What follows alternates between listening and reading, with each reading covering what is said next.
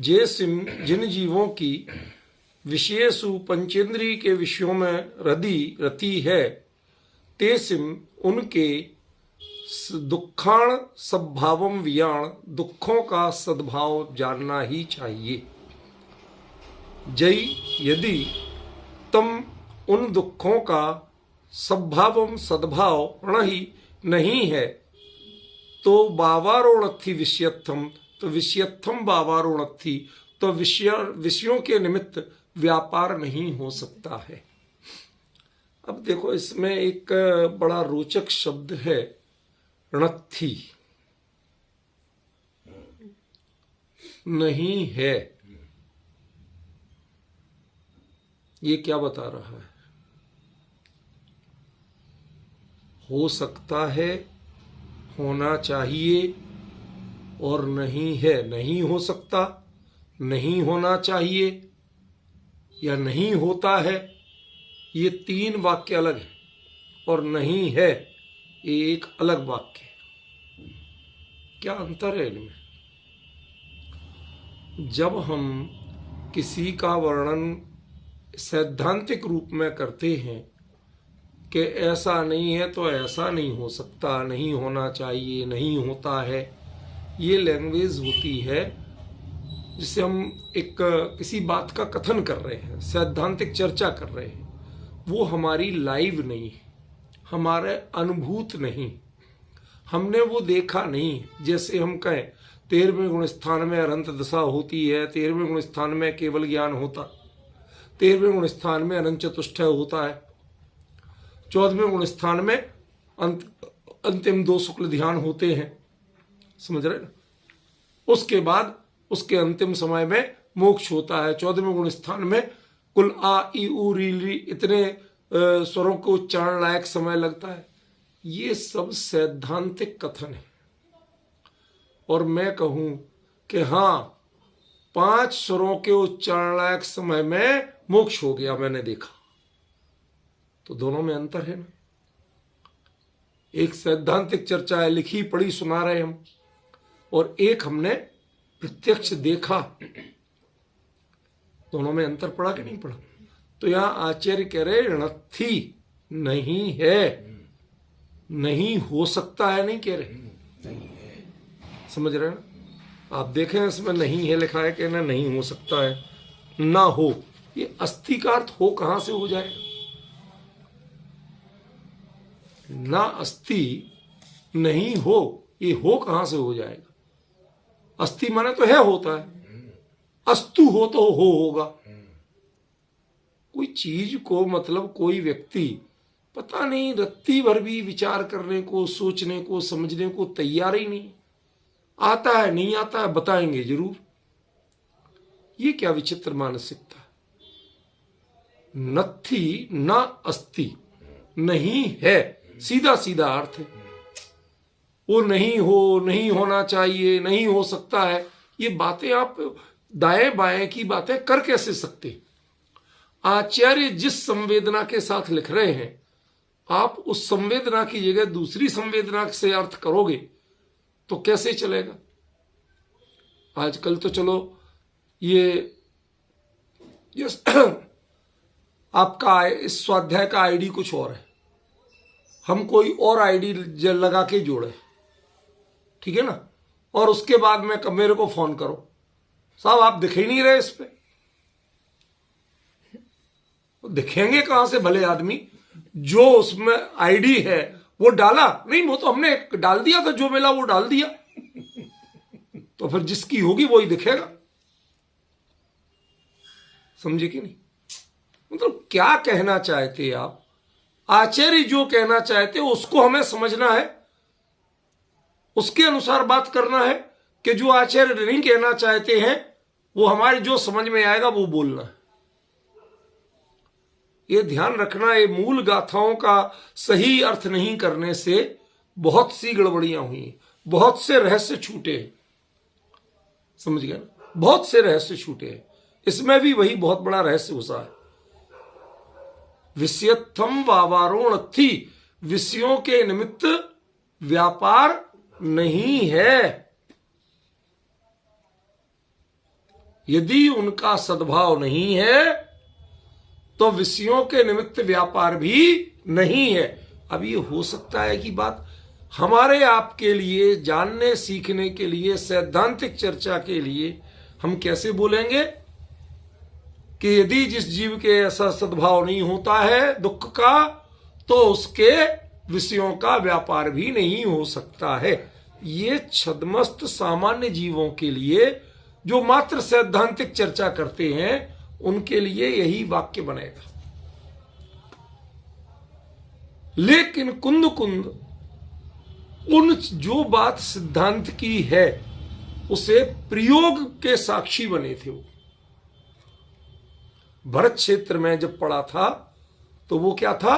सिद्धांत था कि जिसके दुख का सद्भाव नहीं होता है उसके पंचेंद्रिय के विषयों का व्यापार भी नहीं देखा जाता। ठीक है, क्लियर बात हो गई। लेकिन यहां आचार्य ये नहीं कह रहे, यदि उनका सद्भाव नहीं है,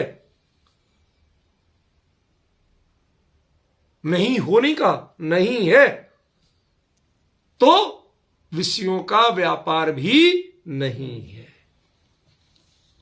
मतलब ये सिद्धांत की बात नहीं है, किसी के प्रयोग की बात। वो प्रयोग से बता रहे हैं कि देखो, जिनके हमने जिन्हें देखा उनके दुख का सद्भाव नहीं था, और उसका प्रमाण क्या था कि उनके विषयों के निमित्त व्यापार भी नहीं, और था भी नहीं कहा, है कहा। मैंने क्या बताया था आपको? कुंद कुंद भरत क्षेत्र आ जरूर गए थे, लेकिन प्रवचन सार लिखते समय लगभग पूरे समय वो अधिकांश समय में विदेश क्षेत्र में ही बैठे थे, भावों में। उन्होंने भरत क्षेत्र के हिसाब से प्रवचन सार नहीं लिखा। उन्होंने जो वहां पर देखा, जो समझा, जो अनुभव किया, उसको उकेरा है। नहीं तो ऐसे शब्द का प्रयोग नहीं हो सकता कि विषयत्थम वावारोणथी, विषयों के निमित्त व्यापार नहीं है। नहीं है कैसे कह सकते हो आप? नहीं हो सकता है, कहो कोई बात नहीं, सिद्धांत की बात बन जाएगी। नहीं होना चाहिए ये भी चल जाएगा, नहीं होता है ये भी चल जाएगा। लेकिन आचार्य ने भवदी नहीं दिया, होदी नहीं दिया, हवदी भी नहीं दिया। क्या दिया? अत्थीण अत्थी। जो अत्थी धातु का प्रयोग है वो मात्र है के लिए होता है, वो होता है के लिए नहीं होता। पॉइंट समझिए? तो आचार्य जो कह रहे हैं हमें उसको समझना होगा। हमारी कमी क्या है? आचार्य के संकेत पे हम फोकस नहीं करते, अपनी मर्जी से अर्थ करते हैं, जो हमारे मुंह में आ रहा वो अर्थ करते हैं। सैद्धांतिक रूप में वो बात गलत नहीं कह रहे, लेकिन यदि आचार्य कुछ और प्रयोग कर रहे, अरे मेरे ही को 3 घंटे चर्चा कर चुका हूं, मुझे पता नहीं, गौर नहीं गया था, अब आज बैठते ही ध्यान आया कि हां तो आचार्य अनर्थी कह रहे, नहीं है कह रहे, नहीं हो सकता है नहीं कह रहे, नहीं होता है नहीं कह रहे, नहीं होना चाहिए नहीं कह रहे, नहीं है ही नहीं। ये वही कह सकता है या तो जिसने खुद देखा हो या खुद अनुभव किया हो, वो देखा हो का मतलब अनुभवी है, या जिसने साक्षात किसी ऐसे जीव को प्रत्यक्ष रूप में देखा हो। ये बात तीसरा कोई कह नहीं सकता। लोक भाषा में या तो जो चश्मदीद गवाह हो खुद, ठीक है, जिसने अपनी आंखों से जो चीज देखी है, साक्षात की है, या खुद अपने जीवन में अनुभव की है। तो जो अनुभव की है वो बोलने क्यों आएगा भाई? जो स्वयं केवली हो गया हो, कैवल्य का धनी हो, वो ये लिखने पढ़ने बोलने क्यों आएगा? ये तो तय है कि वो केवली भगवान अपने बारे में ऐसा कुछ नहीं करते, प्रचार नहीं करते। तो अब उस बात को कहने वाला कौन होना चाहिए? कि जिसने प्रत्यक्ष ऐसा देखा है वो बिल्कुल दावे के साथ कह सकता है कि हाँ ऐसा है ही नहीं, होता है नहीं, है ही नहीं, बिल्कुल नहीं। समझ रहे? अब ये जो संवेदना है, इस संवेदना का व्याख्यान आज चलना है। थोड़ा सा पीछे चले हम, कुछ गाथाएं। जब आचार्य ने लिखा था ठाण सेज विहारा धम्मोपदेशो अरिहंताड़म काले माया चारु वित्थीणम, तो भाई साहब जो खड़े होना, बैठना, विहार करना, धर्मोपदेश देना, ये जो क्रियाएं हैं, ये क्या इंद्रिय व्यापार नहीं है? आपसे हम नहीं पूछ रहे। आप तो एक बार हाँ करती, एक बार ना करती, फिर एक बार हाँ करती, फिर एक बार ना करती, कोई ठिकाने नहीं होता कि क्या कर रहे हैं। एक बात बताओ तो समझे, क्या ये इंद्रिय व्यापार नहीं है? ये जो गाथा है ना, इसके तार वहीं जुड़े हुए हैं। अनंत अवस्था में, जिसे आप केवल अवस्था कहते हो, केवल ज्ञान की सारे जीवंत रूप कहते हो, उस अवस्था में आप ही ने लिखा था कि ठाणन सेज विहारा धम्मोपदेशो, ये सब क्रियाएं होती हैं। तो चाहे धर्मोपदेश करना, खड़े होना, बैठना, ये आत्मा करता है कि शरीर करता है? शरीर पर यदि उपयोग ना हो, कहीं ना कहीं उसमें जुड़ाव ना हो, तो ये कैसे हो जाती हैं क्रियाएं? प्रश्न समझ में आया? और जब हो रही हैं तो शरीर पूरा स्पर्शनेन्द्रिय है, तो किसी की क्रिया अलग से मानो चाहे नहीं मानो, स्पर्शनेन्द्रिय को तो मानना पड़ेगी। और जब शब्द का उच्चारण कोई भी हो रहा है, ध्वनि का उच्चारण, तो वो फिर कहीं ना कहीं रसनेन्द्रिय जैसी क्रिया भी मानना पड़ेगी। ठीक है ना? तो जो भी क्रिया है किसी इंद्रिय की मानो, पर मानना तो पड़ेगी। ठीक है? और जब इंद्रिय व्यापार देखा जा रहा है, तो आपने ऐसा कैसे कह दिया कि विषयत्थम वावारोणत थी? प्रश्न समझ में आ रहा है ना? आचार्य क्या कहना चाहते हैं वो क्लियर हो रहा है कि नहीं हो रहा है? वही उत्तर आज चलना, वही समझना है कि ये जो क्रियाएं हैं, अरहंताड़म काले केवलिनाम या अरहंताणाम वावारोणथी, ये अरहंत का व्यापार नहीं है,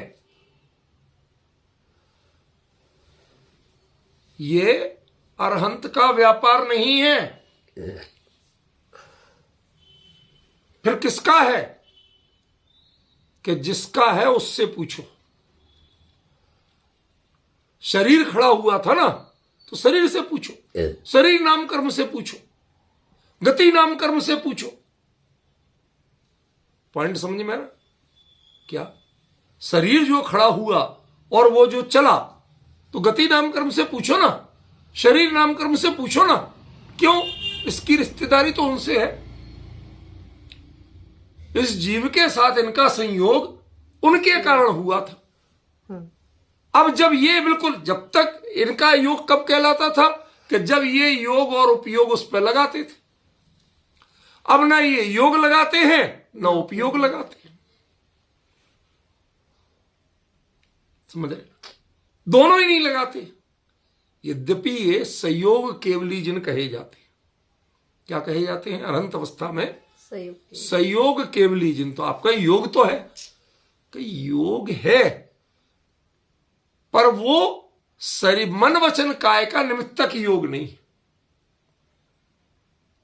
आत्म प्रदेश यदि उनका परिस्पंदन भी रुक जाए तो ईर्या पथासरो भी रुक जाए। पॉइंट समझ में आ रहा? क्यों? मिथ्यात्व वो है नहीं, अविरति वो है नहीं, प्रमाद वो है नहीं, कसाय वो है नहीं। तो अब तब भी आश्रम हो रहा तो होगा काय से? एक योग ही तो बचा। पॉइंट समझ में आ रहा कि नहीं आ रहा? इतनी गणित तो आती है सबको भाई। 5 कारण कहे ना, पहला मिथ्यात्व, वो तो गारंटी से नहीं। दूसरा अविरति, वो भी गारंटी से नहीं। प्रमाद, वो भी गारंटी से नहीं। कसाय, वो भी गारंटी से नहीं। तो अब आश्रम हो कैसे रहा? योग से। क्या अकेले योग से हो रहा? ठीक है ना? तो वो योग क्या है? जब वह मिथ्यात्व नहीं है, आवृत्ति नहीं है, प्रमाद नहीं है, कसाय नहीं है, जब ये कुछ है ही नहीं, तो शरीर पर उपयोग वो लगाएंगे क्यों? अब मेरे प्रदेश मेरे में यदि सक्रिय है तो है, उससे तुम्हें क्या तकलीफ? देखो, जैन दर्शन में योग 2 तरह का माना गया। एक जिसे बंध का कारण कहते हैं और एक जिसे अबंधक कहते हैं। जिनेंद्र को परम योगी कहा जाता है। कहा जाता कि नहीं? नहीं हो तो पढ़ लेना, 50 दृष्टांत दे देंगे, समझ गया ना? तो जो परम योगी कहा जाता है वो किस अर्थ में कहा जाता है कि संसारी सदमस्त जीव मन वचन काय के निमित्त से आत्म प्रदेशों में परिस्पंदन करते, इनका पर निमित्तक, ये उनमें तन्मय होके करते।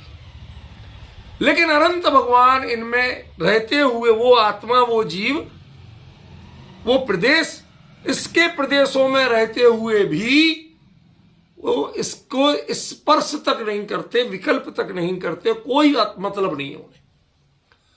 अब आत्म प्रदेशों में जो परिस्पंदन हो रहा है, आपको पता है भामंडल कैसे बनता है? ये जो ऐसे गोलाकार प्रदेश घूमने लगते, 8 प्रदेश स्थिर और बाकी गोलाकार, वहीं के वहीं बिखरते नहीं है इंद्रियों के माध्यम से, तो भामंडल बनता है। तब तेजस शरीर जो है वो भामंडल के रूप में परिवर्तित होता। समझ रहे? तो हम मान रहे हैं कि योग के जो आत्म प्रदेश परिस्पंदन रूप योग है वो उसकी अपनी सहज वृत्ति है, वो मन वचन काय निमित्तक वृत्ति नहीं। इसलिए संयोग केवली जिन, वो उनको कहा जाता है, पर बंधक योग नहीं है। मिथ्यात्व, अविरति, प्रमाद, कषाय, योगा बंध हेतवा है कि आश्रम हेतवा है? बंध हेतु। और उनके क्या है? योग आश्रम का हेतु है कि बंध का हेतु है? आश्रम का हेतु। अब डिफरेंस समझ में आया? ज्ञानियों के वचन पकड़ में आए? पवन जी, अंतर पड़ा कि नहीं पड़ा? आचार्य ने क्या कहा? ये 5 बंध हेतु है, इनसे बंधन हो तब ये खतरनाक है, और यदि बंधन नहीं होता है तो इनका कोई होना नहीं होना कोई मतलब नहीं रखता। तो जो योग है और योग निमित्तक आश्रम है, ये सब होते हुए भी इससे उनका कैवल्य कहीं बाधित होता नहीं है। इसलिए आचार्य कहते हैं कि उनके हमने प्रत्यक्ष देखा कि विषयत्थम वावारोणथी, उनके विषयों के निमित्त कोई व्यापार नहीं था, नाक कान आंख सबका संयोग था, शरीर का संयोग था। क्यों? आदिनाथ भगवान का मोक्ष कल्याणक कहां हुआ था? अष्टापद पर, बर्फीले एरिया में हुआ था ना? पक्का ठंड लगी थी थोड़ी बहुत। अंतर समझ में आ? क्यों? विषयत्थम वावारोणत थी, विषयों के निमित्त व्यापार ही नहीं था। वो भले ही विहार करके वहां गए होंगे, वहां जाके बैठे होंगे, योग निरोध किया, जो कुछ भी हुआ, लेकिन उस सब के होते हुए विषय निमित्तक कोई व्यापार नहीं था। आपको धर्मोपदेश लग रहा होगा, भाई अब बोल रहे तो इनसे आत्म प्रदेशों का प्रस्पंदन हो रहा। भले आदमी, आपको पता है तीर्थंकर के जो ये बात कही जाती है, थोड़े से माने साहित्यिक शैली है कि उनके जिन मुख कमल विनिर्गत, जिनवाणी को क्या कहा जाता है? जिन मुख कमल विनिर्गत, जिनेन्द्र भगवान के मुखरूपी कमल से जो निकली है, ये कहा जाता है। पर दिव्य ध्वनि मुंह से नहीं होती है, सर्वांग निसृत।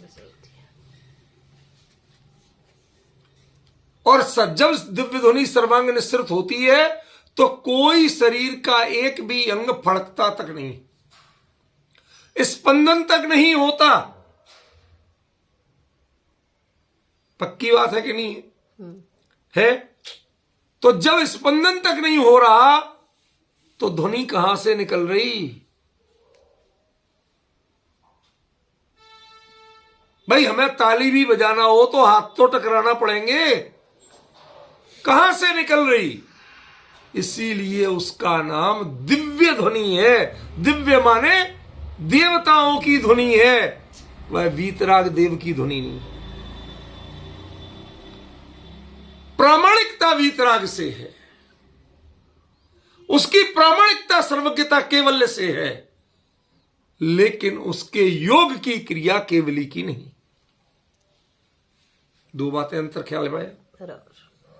उसकी प्रामाणिकता केवली से है, लेकिन उसकी योग की क्रिया माने हाथ पैर हिला डुला के या मुंह जुबान चला के बोला जाए, ऐसी कोई क्रिया केवली की नहीं होती। समझे? तो कुंद आचार्य देव कहते हैं, मैंने प्रत्यक्ष देखा है कि ये सब क्रियाएं होते हुए भी, कौन कौन सी?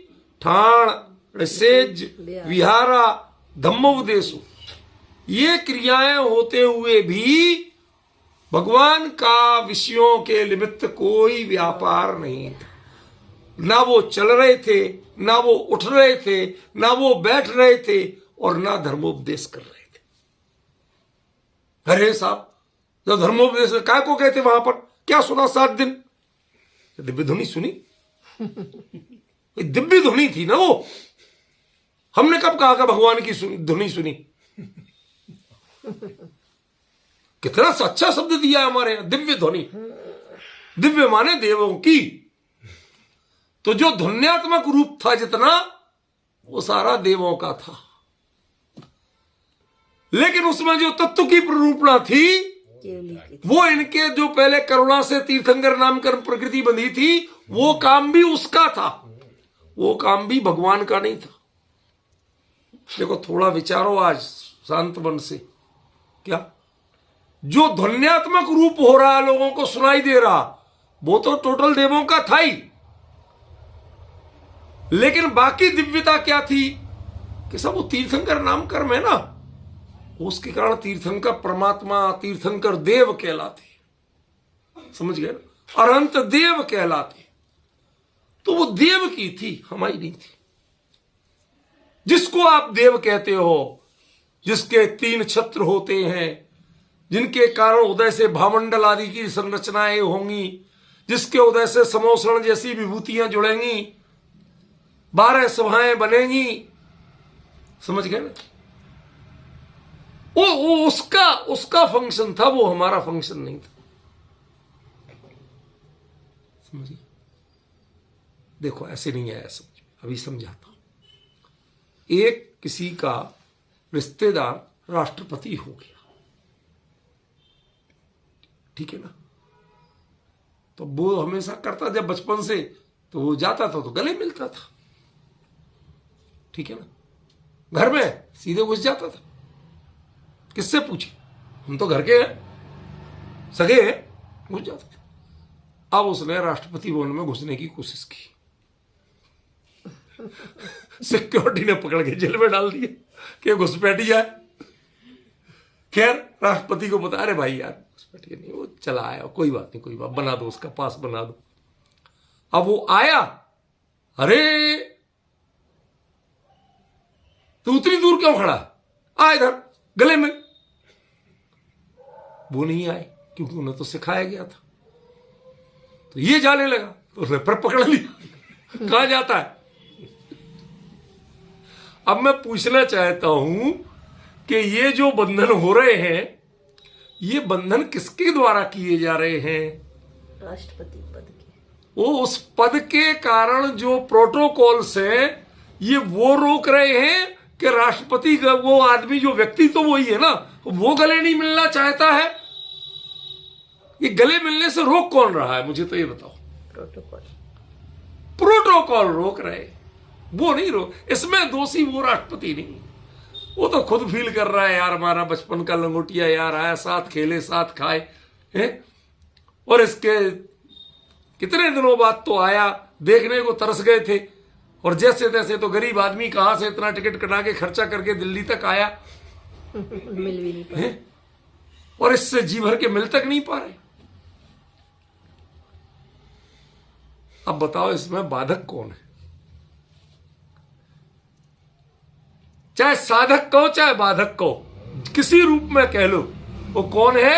उसका कि उसका राष्ट्रपति पद का प्रोटोकॉल है, वह व्यक्ति की बात नहीं। ऐसे ही जो भी दिव्य ध्वनि आदि हो रही है, ये तीर्थंकर पद का प्रोटोकॉल है, तीर्थंकर प्रकृति का प्रोटोकॉल है। इसमें केवली का कोई लेना देना नहीं, समझे? कोई लेना देना नहीं। ये केवली का स्वरूप, कैवल्य का जो चरित्र है, वो कोई नहीं बताएगा। अभी जो बताई जाएगी तो भगवान की दिव्य ध्वनि हो रही है। भगवान की दिव्य ध्वनि कहां से हो जाएगी? भगवान काय को करेंगे दिव्य ध्वनि? समझ में आएगा? ये सब तीर्थंकर प्रकृति के खेल हैं। ये उसका माया जाल है, जो कुछ भी कहो आप, उसकी महिमा है। ये केवली की महिमा नहीं है, केवली के कार्य नहीं है। उनके तो विषयत्थम वावारोणत्थि, विषय के निमित्त कोई व्यापार होता ही नहीं है।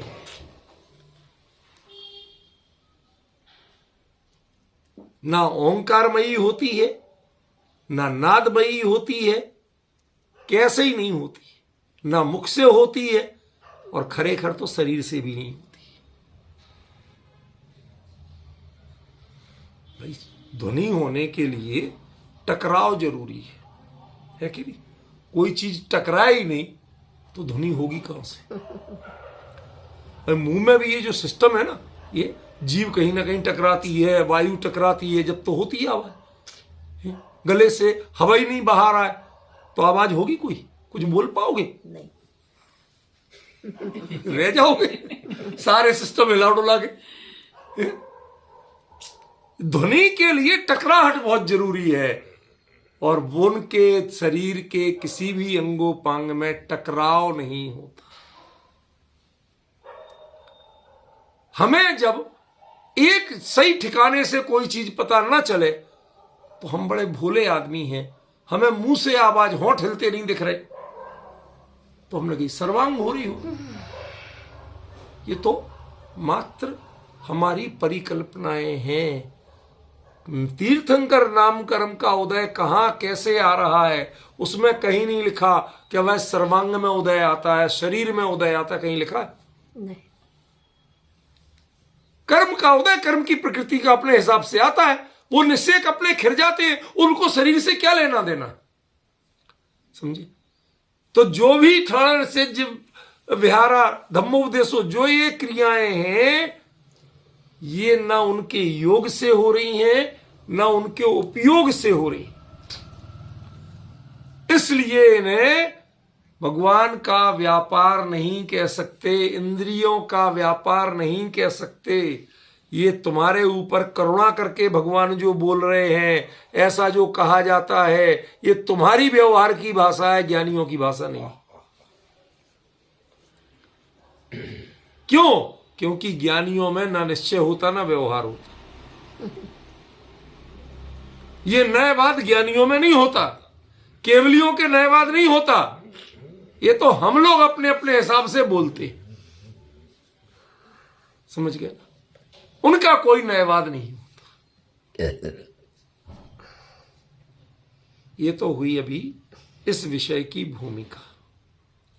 अब जरा देखो आगे, केवली के पास ले चलते हैं आपको। अब थोड़ी सी गंभीरता से, बिल्कुल एकाग्रता से सुनना तो समझ में आएगा। आचार्य कुंद कुंद पोन्नूर मलई के जहां आप तो सब हो आए, वहां जाके खड़े हुए, एक अंतर मुहूर्त जितना समय भी नहीं लगा और भगवान के समोह शरण में जाके खड़े थे।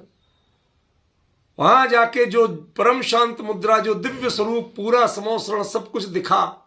गणधर देव भी दिखे, थोड़ी देर में दिव्य ध्वनि भी हुई, फिर भगवान का विहार हुआ, वहां समोह शरण रचना हुई, वहां सारी घटनाएं हुई। आचार्य टकटकी बांध के सूक्ष्म दृष्टि से देख रहे थे कि इनमें भगवान का जुड़ाव कहां है।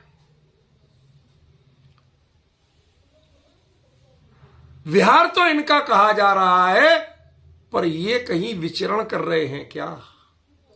इनका उपयोग कहीं विचरण कर रहा है क्या? इन्हें जिस जगह पहुंच रहे हैं वहां जाने के लिए इनके ज्ञान को वहां जाना जरूरी था।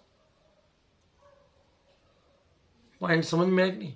केवली के ज्ञान को, किसी जगह को जानने के लिए वहां जाना जरूरी है? बिल्कुल नहीं। फिर काहे को गए कि वो जो योग था सो हो रहा, वो तो नहीं गए। अब वो नहीं गए तो कुंद कुंद उसी समय में उनकी अंतरंग परिणति को देख रहे। अभी तक बहिरंग परिणति देखी, अब अंतरंग परिणति को देख रहे। देखा चक्रवर्ती आया, चरणों में सभी ने वंदन किया,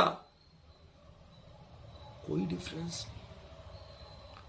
सौधर्म इंद्रा के दास की तरह बैठ गया, कोई डिफरेंस नहीं। ईशान इंद्र भी ऐसा देख रहा, टकटकी बांध के, ना आशीर्वाद, ना कोई तरह का परिवर्तन, कुछ नहीं।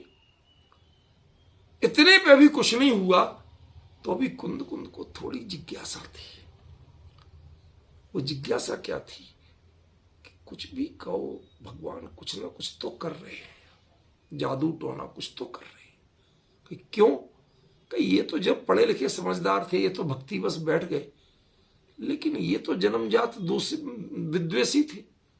शेर और हिरण, सांप और मोर, ये सब बगल बगल में बैठे हैं।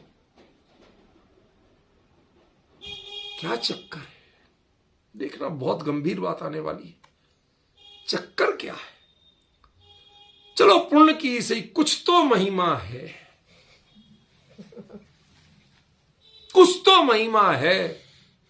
ये अपना जन्मजात बैर भूल के बैठे हैं। ये भरत क्षेत्र वाला पक्ष काम कर रहा है। यहां से गए ना, यहां की सोच, यहां का चिंतन काम कर रहा है। फिर उन्होंने उनकी अंतरंग परिणति में झांका कि जो भगवान की दिव्य ध्वनि सुनी यहां तक तो ठीक, समझी यहां तक ठीक, उसके बाद जो परिवर्तन उनके हो रहे हैं वो केवली के आश्रय से हो रहे हैं कि केवली के आश्रय के बिना स्वभाव के आश्रय से हो रहे हैं? कोई सम्यक दर्शन ले रहा, कोई देश व्रत ले रहा, कोई ये जो गुणस्थानों के परिवर्तन हो रहे हैं ये केवली के आश्रय से हो रहे हैं कि स्वभाव के आश्रय से हो रहे हैं? स्वभाव के आश्रय से। ज्यों ही इस परिणति को देखा, भापा, उन्होंने परखा, कहते जब छद्मस्थ जीव का भी अपने अवलंबन से, अपने आप से होता है, तो जिनके पूर्ण राग द्वेष का अभाव है उन केवली के, इनके तो राग द्वेष अभी विद्यमान है, तब भी जो इनमें घटित हो रहा है वो अपने स्वरूप के आश्रय से स्वतंत्र हो रहा है। उसके लिए केवली नहीं चाहिए।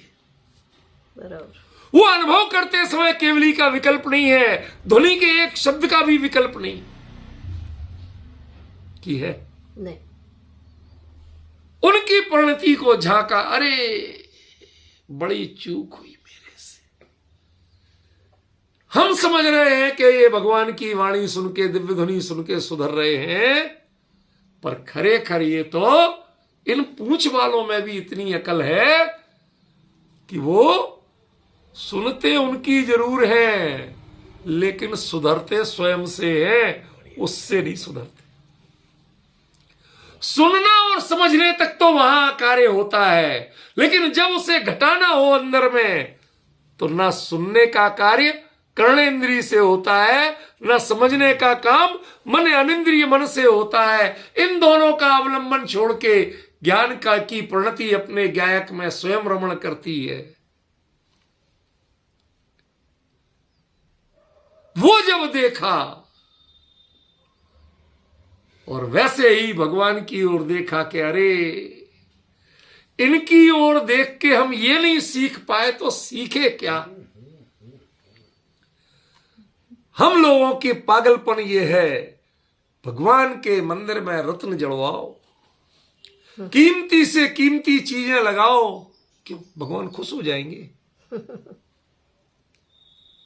नहीं, बताइए ना। आपने समोसरण को नहीं देखा है, आप लगा ही नहीं सकते समोसरण जैसी कीमती चीजें, 3 लोक का वैभव लग जाता है, उसके बावजूद प्रभु उससे अस्पष्ट रहते हैं, कभी स्पर्श तक नहीं होता, देह भी स्पर्श। उनके दर्शन करने में यदि तुम्हें भामंडल दिखे, यदि छत्र दिखे, 64 चमर दिखे, 3 कटनी, कमल आसन, ये सब दिखे, तो ये देखने वाला कभी अपने अंदर के गुण स्थान को नहीं चला सकता। और उन पशुओं तक का गुण स्थान बदल जाता है। इसका मतलब वह प्रभु की उस अंतरंग प्रणति को समझ पाते हैं कि वावारोणथी विषयत्तम, ये जो कुछ भी हो रहा है ये भगवान का है, कोई योग नहीं है, उपयोग नहीं है। वो इससे नितांत संपर्क हैं, बिल्कुल अनासक्त हैं, कोई मतलब नहीं है। ऐसा विश्वास ही केवली का श्रद्धान करा सकता है। ऐसा विश्वास ही केवली के वचनों पर दृढ़ श्रद्धान करा सकता है। और ऐसा विश्वास ही केवली के वचन सुनने और समझने के बाद स्वरूप की अनुभूति करा के कितना निराकुल स्वरूप होगा, कितना स्वावलंबी स्वरूप होगा, ये जिसने देख पाया वो कह सकता है वावारोणथी विषयत। वो नहीं होता है नहीं कहेगा, नहीं हो सकता है नहीं कहेगा, नहीं होना चाहिए भी नहीं कहेगा, वो तो नहीं है कहेगा। इस एक शब्द ने आपको समोसरण में पहुंचा दी। अभी तक कहते भगवान की दिव्य ध्वनि सुनने जा रहे हैं, भगवान की दिव्य ध्वनि सुनना है, 12 सभाएं देखेंगे, धोखे में हो, कोई सभा नहीं देख पाता। अपनी सभा में जितने में बैठे वहीं से नीचे उतरते, कोई नहीं जाता। वो म्यूजियम नहीं है, टूरिस्ट प्लेस नहीं है कि जहां सब कोठों में घूम के आओगे। हमारे दिमाग में इतना वायरस है घुमक्कड़पन का, ये देखें और वो देखें, भवनवासियों से मिला, उनसे आए हाय हेलो कराएंगे, कुछ नहीं है। ऑटोमेटिक व्यवस्था है, सब अपनी अपनी जगह बैठते हैं, अपनी अपनी जगह बैठ के नजर जो होती है वहां या यहां, तीसरी जगह दृष्टि नहीं होती है। और उनको देखा, कहते ये तो भाव ही नहीं दे रहे, हाथ जोड़ लिए, ढोक दे ली, भक्ति कर ली, भाव ही नहीं दे रहे। क्यों? क्योंकि जितने भाव थे वो तो अपने स्वरूप में समर्पित थे। तुम्हें कौन दे भाव? तुम में है क्या ऐसा जो भाव दे? ये जो तुम्हारी वर्तमान पर्याय है उसमें भाव देने लायक कुछ है? ये नहीं दे रहे तो एक काम करो, वहीं देखो जहां ये देख रहे, उसी की कीमत करो जहां जिसकी ये कर रहे। और ज्यों ही अपने स्वरूप में वह उपयोग अंतर्मुखी होता है, उसी समय गुणस्थान जो बदलता है, उसी समय जो पात्रता बढ़ती है, वह पात्रता के बाद उसके अनुभव के बाद वो जीव कहता वावारो नत्थि विषयत्तम, जब ये क्षण भर की परिणति में विषयों का व्यापार नहीं था, मेरे राग भी है, इंद्रियां भी है, और इन इंद्रियों से व्यापार करते हुए ही मैं चल के आया तो मैं चल के आया था, लेकिन भगवान चल के आए तो चल के नहीं आए थे। क्योंकि मेरा योग और उपयोग इस चलने में लगा हुआ था, लेकिन भगवान का योग और उपयोग उनके विहार में नहीं था। गजब स्वरूप। अरे कभी कभी तो चौथे काल में चलने का अभ्यास बनाओ, अपनी मेंटलिटी बनाओ कि ऐसी स्थिति मिल जाए तो क्या होगा। अकेले कुंद कुंद की उस शिला के बंधन से नहीं होने वाला कल्याण। रूपल बहन, वो भाव बनाना पड़ेंगे। कुंद कुंद ने इलाके इसलिए लिख दिया 95 साल की उम्र। सोचो जरा, हम तो उस उम्र को देख नहीं पाए, देख पाए तो हाथ पांव काम नहीं करे, एक अक्षर नहीं लिख सकते। उस स्थिति में आचार्य देव ने ये प्रवचन सार वहां का जीवंत वर्णन दिया। लाइव टेलीकास्ट है जैसा है, पूरा समोसरण, पूरा चौथा काल, पूरा कैवल्य सब कुछ दिखा दिया आपको। कहते भाई मेरा विश्वास कर, विषयत्थम वावारो नत्थि, कि केवली के विषय के निमित्त कोई व्यापार, सब हाथ पैर नाक कान सब है, तो सांस भी नहीं लेते होंगे भगवान।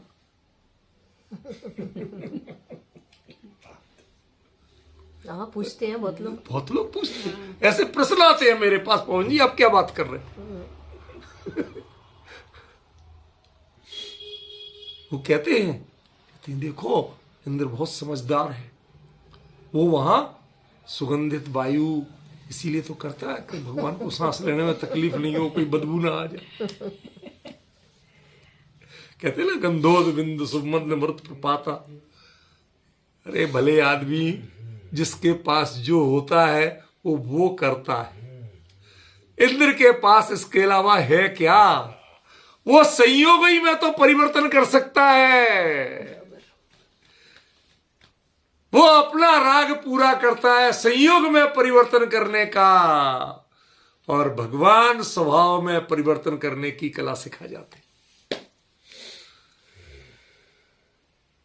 उपयोग को अपने स्वभाव के अनुरूप करने की कला सिखा जाते हैं, और जो ये सीख लेता है वो कहते हैं बस भगवान अब ज्यादा कोई अंतर नहीं है।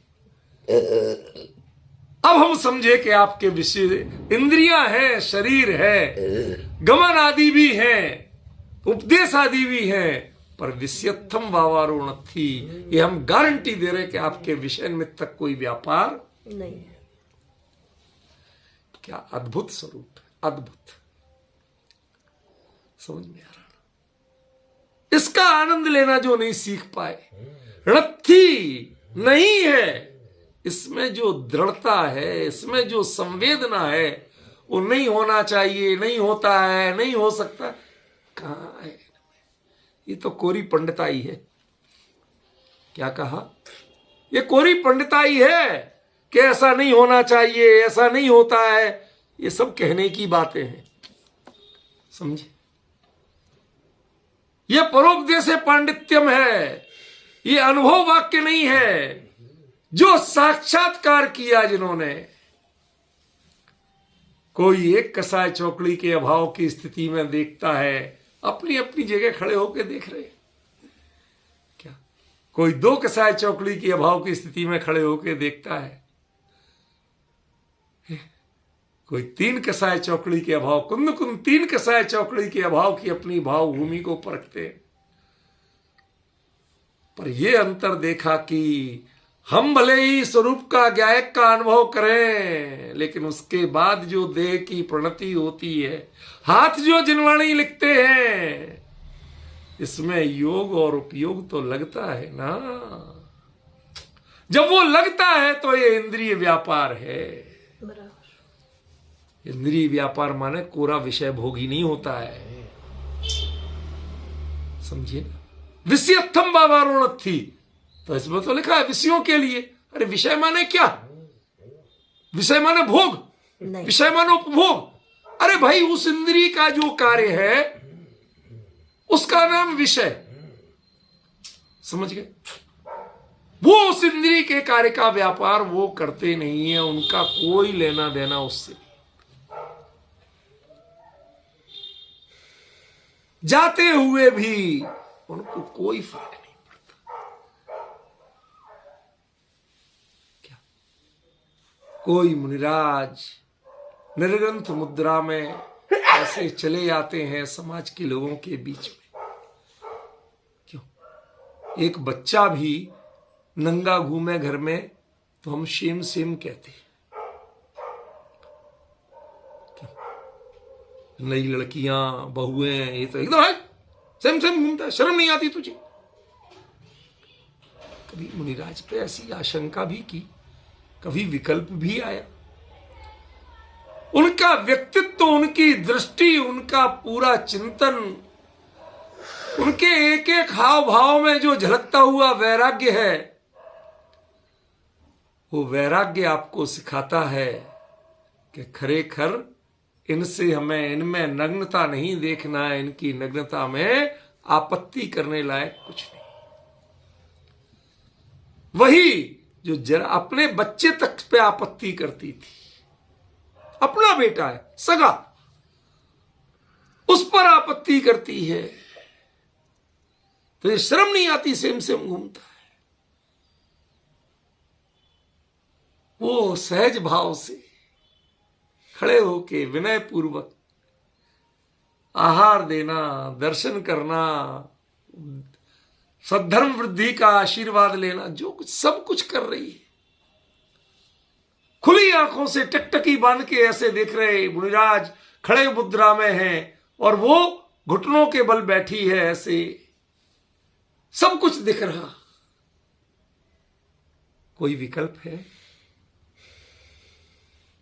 क्यों नहीं है विकल्प? में ये पूछना चाहता हूं। क्योंकि उनके देह के किसी भी अंग और प्रत्यंग में विषयत्वम वावारो थी। जिसके लिए सेम सेम और जिसके लिए कपड़े पहनने की बात होती है, वो व्यापार खतरनाक चीज है, अंग खतरनाक चीज नहीं है। देह खतरनाक नहीं है, खतरनाक तो वो विषयत्वम व्यवहार है। वो उस विषय को ग्रहण करने के लिए, उस विषय का सेवन करने के लिए जब कोई शरीर का अंग प्रवृत्त होता है, सन्नद्ध होता है, तत्पर होता है, जागृत होता है, तो उसको विषयत्वम व्यवहारो कहा जाता है। और यदि नहीं है तो वावारोणथी विषयत्वम। जब हम निर्ग्रंथ मुनिराज, भावलिंगी मुनिराज में ये चीजें देखते हैं तो केवली परमात्मा में नहीं देख पाए, इसका मतलब आपने अभी तक विरागियों से पाला पड़ा है, वीतरागियों से पाला पड़ा नहीं। ये वीतरागियों के साथ रह के आए थे, इनका स्वर कुछ अलग है। आप खाली जो विकल्पात्मक ज्ञान की भूमिका में कहते हो, हाँ साहब ये वैसे नहीं है जैसे और लोग होते, ये वैसे नंगे थोड़ी। ये हम अपने आप को समझाते हैं, अपने आप को एडजस्ट करते हैं। इनके बारे में कोई घटना हमने ऐसी नहीं सुनी, इन्होंने कभी किसी को नहीं किया। ये हम इतिहास से, दूसरों के कथन से, बाहरी मुद्रा देख के इनसे निर्णय कर रहे हैं, अंतरंग प्रणति देख के नहीं कर रहे। उनके ठाण से विहारा धम्मोपदेशो ये प्रणतियां हो रही हैं। होते देह की प्रणति होते हुए भी उसी समय अंतरंग की प्रणति अत्यंत तटस्थ है, अत्यंत निर्विकार है, मात्र स्वरूप पर आश्रित है, किसी पर आश्रित नहीं है, किसी से तन्मय नहीं है। ये जो परख पाएगा वो तो कहेगा व्यापार नहीं है, अन्य तो यही कहेगा ठाण से विहारा धम्मोपदेश, सब कुछ तो चल रहा है बाबा। ये श्वेतांबर क्या कहती है? यही तो कहती है। कि जब तुम चलते हो, फिरते हो, उठते हो, बैठते हो, उपदेश देते हो, तो चल फिर के थकोगे तो भूख नहीं लगेगी, तो कब्राहार तो होगा ही होगा। जब तुम ये सब करा सकते हो तो वो भी करा सकते हो। समझ गए ना? लिखा है एकादश जिनेंद्र भगवान के 11 परिचय होते हैं। हमारे पूज्यपाद स्वामी बड़े चतुर, उनने कहा ये कब लिखा कि होते हैं? उनने तो ये लिखा कि जिन्हें एकादश ना संति, जिनेंद्र भगवान के 11 परिचय नहीं होते। अब तुम तय करो। एक बार ब्रिटेन की पार्लियामेंट में कोई लोग गए, ऐसे कवि वगैरह, तो उन्होंने लिख दिया कि नहीं, वो संपादक गया तो वहां की जो बहसबाजी देख के उन्होंने लिख दिया कि सारे सांसद आधे पागल हैं। तो सारे सांसदों ने कोर्ट का नोटिस थमा दिया, तेरा पेपर बंद करवा देंगे, माफी मांगो, स्पष्टीकरण दो। तो वो भी चतुर था, उसने अगले दिन छाप दिया कि सॉरी, हमें खेद है, ब्रिटेन के सांसद आधे पागल नहीं।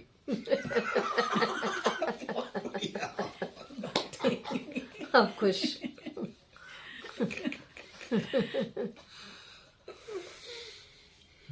अरे नहीं है, बाकी 11 हैं तो होते हैं। हमने कब कहा? हमने तो ये कहा कि 11 नहीं होते। 22 परिचय में से 11 नहीं होते। अरे परिचय कहते किसको है? कि जो जिंदा हो उससे तो चिंता की जाए, जो जिंदा ही नहीं है तो बाकी 11 के तो पहले ही वो पिछले गुण स्थानों में खत्म कर रहा है। अब जो बचे थे 11 वो कुछ नहीं करते, बैठे रहे अपने, तो उनके कबलाहार हो कहां से जाएगा? तो कि भाई साहब ये ठाण से विहारा धम्मोपदेश हो, कहते ये परिसहों का काम नहीं, ये परिसहों का काम नहीं है। परिसय कभी चलाते नहीं है आपको। गति नाम का कोई परिचय है? नहीं। 22 परिचय के नाम पढ़िए पहले,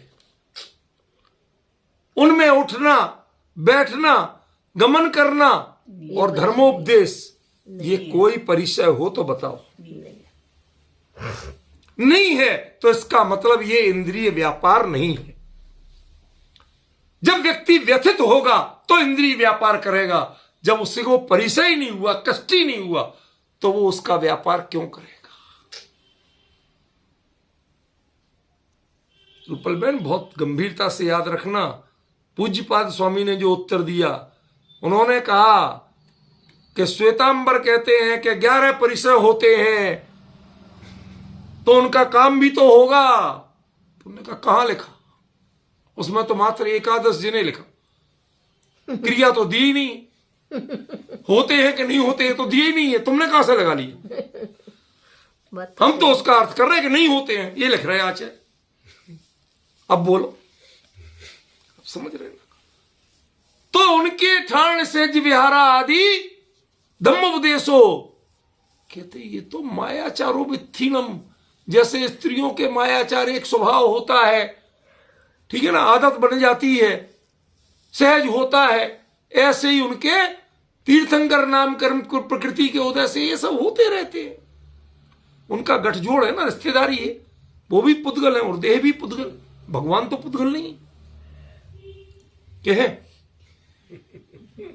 बताओ, केवल ही पुद्गल है क्या? नहीं है। तो पुद्गल के काम के लिए पुद्गल को श्रेय जाए, ये तो समझ में आता है ना। तो ठीक है, कहो ना कि वो तीर्थंकर नाम कर्म प्रकृति करती है, तो करने दो, मुझे क्या लेना देना, वो मेरी कौन सी सगी लग रही है? बंधी थी, कभी बंधी थी, आ रही उदय में, आ रही, करने दो। हम तो उससे प्रभावित ही नहीं है। यदि प्रभावित होते तो ये होने वाला आश्रव ईरिया पथ नहीं होता, सांप्रदायिक होता, फिर इससे बंद होता, ये टूरिस्ट नहीं होता, ये तो गले पड़ जाता। समझ में आएगा? कितनी ही प्रकृतियों का आश्रव होते हुए भी एक सेकंड के लिए भी बंद होता नहीं है। ये चीज बताती है कि उनके विषयत्थम वावारो थी। उस अंतरंग प्रणति को जो परख पाए उसने केवली को दर्शन किए। बाकी लोगों ने तो ये जो अंतरंग प्रणति को परखते हैं, अब समझ में आया केवली का पादमूल क्यों निमित्त बनता है कुछ कामों में। इस अंतरंग प्रणति को परखने से ये पैर जो है ना, इनको पकड़ने से नहीं होता। लोग बाग मंदिर जाते हैं, जिन बिंब के भी पैर दबाने लगते जोर जोर से छू लेते हैं। जोर से और जोर से। क्या है ये? कुछ नहीं है, आपके अंदर का गृहित मिथ्यात्व करा रहा है और कोई नहीं करा रहा।